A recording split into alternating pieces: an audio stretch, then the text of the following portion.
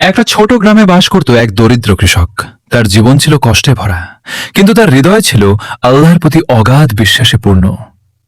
প্রতিদিন সে মাঠে কাজ করত আর বলতো, হে আল্লাহ, তুমি আমার জন্য যথেষ্ট। একদিন তার একমাত্র গরুটি হারিয়ে গেল। গ্রামের লোকেরা এসে বলল, তোমার তো এখন সব শেষ। কৃষক শুধু হাসল, বলল, আল্লাহ যা করেন ভালোর জন্যই করেন। কয়েকদিন পর গরুটি ফিরে এলো, সঙ্গে নিয়ে এলো আরো দুটি বুনো গরু। সবাই অবাক। লোকেরা বলল, তুমি তো এখন ভাগ্যবান।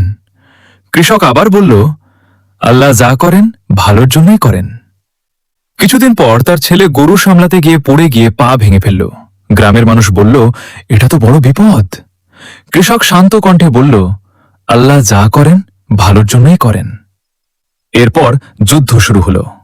গ্রামের সব যুবকদের যুদ্ধে নেওয়া হলো, কিন্তু তার ছেলে যেতে পারল না, কারণ তার পা ভাঙা ছিল।